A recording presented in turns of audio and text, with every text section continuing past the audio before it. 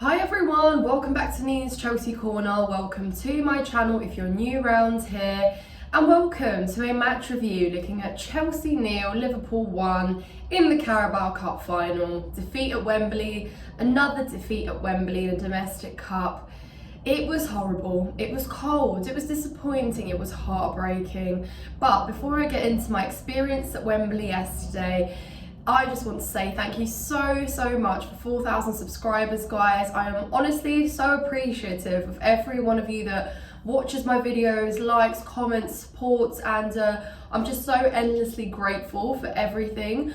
So this is just an appreciation for you guys, and I'm sorry that we couldn't celebrate in a better way with Chelsea winning the League Cup, but yeah, unfortunately doesn't always go your way. But let's talk about it, because it was, disappointing is the words I think I've mostly kind of walked away with, because I was angry, I went through all the emotions during the game, after the game, and now I'm just sort of, in despair. In despair, because what on earth was that? We set up the way we wanted to, the way that Pochettino felt was appropriate following a good performance against Manchester City, when we thought, if we replicate that, build on that, and almost finish the chances that we didn't even finish in that City game, then we could possibly just be okay. We anticipated, and I have to say, I thought a lot of the bigger names in Liverpool's squad would have been on the pitch, but they weren't. And when we saw their squad up against ours, and we saw our bench up against theirs, we definitely had the more experience, if you'd like to say, believe it or not. I think the squad that they put out on the pitch, starting 11, still had enough quality there to be dangerous, to cause us problems. Yes, absolutely. But as the game progressed through, the injuries, some of them, obviously Gravenberch coming off, other first teamers, Canate coming off, and other players that still took away more of the experience as the game progressed. Then bringing on youngsters, young players that played against Stoke's under-21s a couple weeks ago, weakening their squad and the quality, supposedly, told you that Chelsea should have absolutely won that game. Because if we had to look on paper, the two squads and the benches, you would have said, Chelsea should be winning this game. Should be being the key words there. But guys, like I said, set up the way we wanted to. I thought Nkunku coming off the bench perhaps is probably the best decision, because he's not been match fit and he hasn't been playing regularly. And I thought, maybe Pochettino is going to rely on that element of surprise and unpredictability that Nkunku brings on with him. And, we've seen those individual moments of brilliance against Wolves, against Liverpool away at Anfield, where he was able to, craft out a individual goal to get us up there. But even Nkunku wasn't enough to put us out of our misery and get the game done and dusted. I thought chance after chance after chance. 10 minutes in, we were kicking the ball out of play. We looked really nervous on the ball. We didn't really know what we were doing. We didn't know how to move it forward. There was a lot of back passing. There was a lot of uncertainty on and off the ball. And I thought, we're kicking the ball out of play. We're losing it in key, dangerous areas. There's been multiple slip-ups from a number of players. And I thought, this isn't good enough. We grew into the game. I felt things livened up. There started to be a little bit more of, those sort of passes in behind where we saw against Manchester City, but again, just couldn't really get the job done. And then half-time, 0-0. Obviously, we saw that there was an offside goal for us, and I just thought to myself, that is typical fashion, isn't it? Chelsea-Liverpool game, that there just will be offsides, there will be, goals disallowed and whatnot, and I just thought, okay, this is starting to look like an actual Chelsea-Liverpool game. Lol, jokes on me. Well, it was, because Liverpool also got an offside goal, but the fact is that also, the first goal was a set piece conceded, and the match winner was also a set piece conceded, so that really does put things into perspective. But the fact is that Liverpool did have chances created as well, absolutely, but I thought it was a combination of them obviously being unlucky because they hit the posts, at times inaccurate, but also Georgia Petrovic, who deserves praise. There's little praise I can give for yesterday's performance for Chelsea against Liverpool, but Petrovic is one of those sparks, because he truly kept us in the game at times. Really good saves, and I thought to myself, there's only so much a goalkeeper can carry you. When your outfield players are not doing their job, finishing their job on the other end of the pitch, there's really only so much you can do at the end of the day, and I'm sure he was fuming at times. And then Gallagher went on to miss 2 clear-cut chances in the space of a minute. You know, everyone's talking about Palmer not being up to his usual best self, but he easily could have had a couple assists if, you know, chances were finished as well. It's not like things weren't being created. Things were happening. It was just the end product wasn't there. Story of our season, guys. How many times we've watched Chelsea and been frustrated at the fact that we just haven't finished chances. So it's just inexcusable, really. It's like we are our own enemies. And then because we weren't able to finish chances, and I have mentioned Gallagher, but you know, Disasi, Sterling, Palmer, Jackson all had chances of their own as well. Yes, so it's not going to just come down to one player. Collective of players that just didn't finish their dinner. And then what happened was because we weren't able to finish our chances, we were inviting more pressure, and there was more pressure on Chelsea as the game progressed, because Liverpool's side was weakening as the minutes were going by, and we just couldn't find that goal. So it got to 90, 0-0, going into extra time, and all that hard work that we were still putting in to create chances dropped, guys.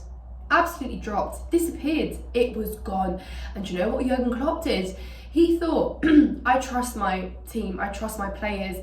I've got a solid backbone in the name of Van Dijk to keep things ticking on the pitch, you know, keep things controlling on the pitch. But I'm going to bring on some of my youngsters who I trust, who are going to bring lots of energy, who I have motivated, who I have prepared for this moment, because they are on the bench in the Carabao Cup final.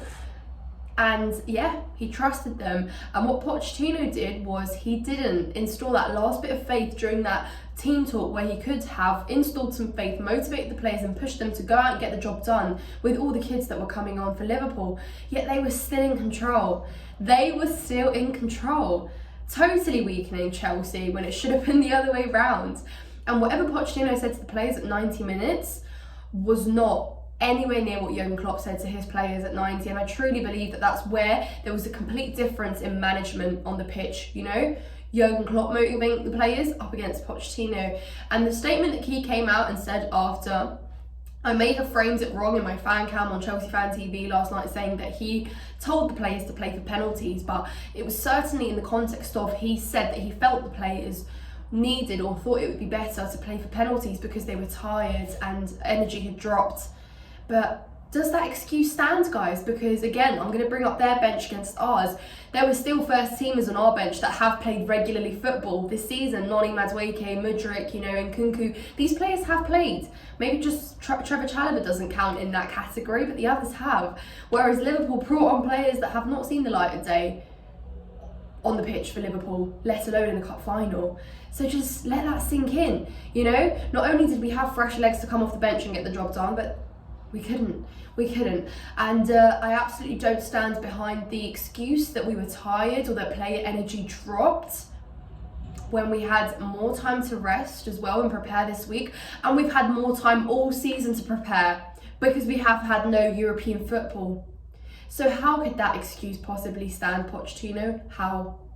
Please explain to me how we are not match fit, or how we are more tired than a Liverpool side that is so depleted and injury ridden, playing with youngsters that are just making appearances. You know, it is beyond me. It is beyond me, guys.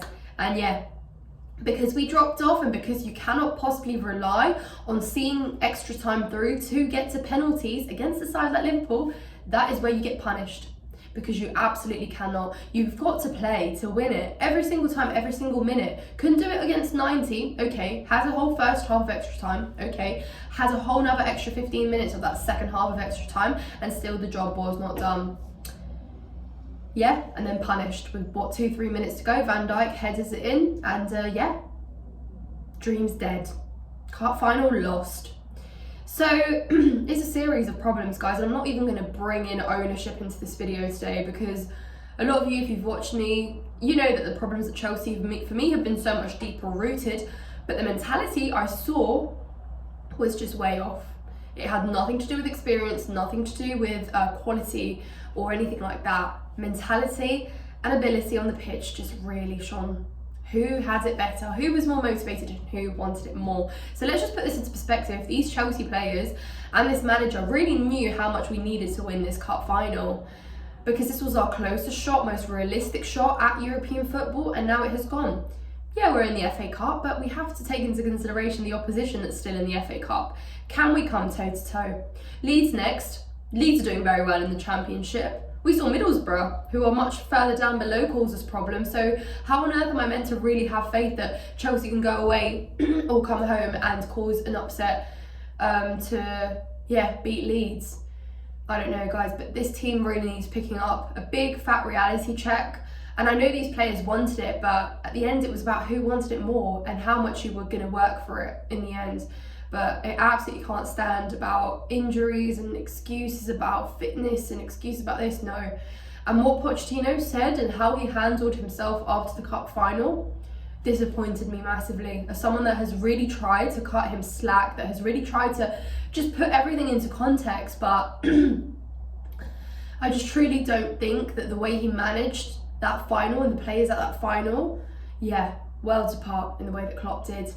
And hey, that's it. Where do we go from here? Because we have to absolutely concentrate on the league. What are we going to say now? No European football, no domestic cup, or at least one less to focus on. Does that mean we can start concentrating on the league truly now? I don't know, guys, because it seems that every time we take 2 steps forward, we are then sent straight back to reality, because we fought so hard to get up into 10th a couple weeks ago, and now we're back into 11th. So how that's going to play out. And I hate to be the bearer of bad news, but we've got a tough run coming up. Very tough run. You know, your Arsenals, your Man United, you know, we've got to play, I know Man United have just lost to Fulham as well, but, you know, Tottenham somewhere further down the line, Newcastle, tough fixtures coming ahead. So how we bounce back from here is going to be really interesting. But fair play Liverpool. Tough day at Wembley, guys. Tough day at Wembley. But if you want to check out the matchday vlog, it's up on the channel. Go and check it out. If you're not subscribed, please subscribe to the channel. Hit the like button on this video.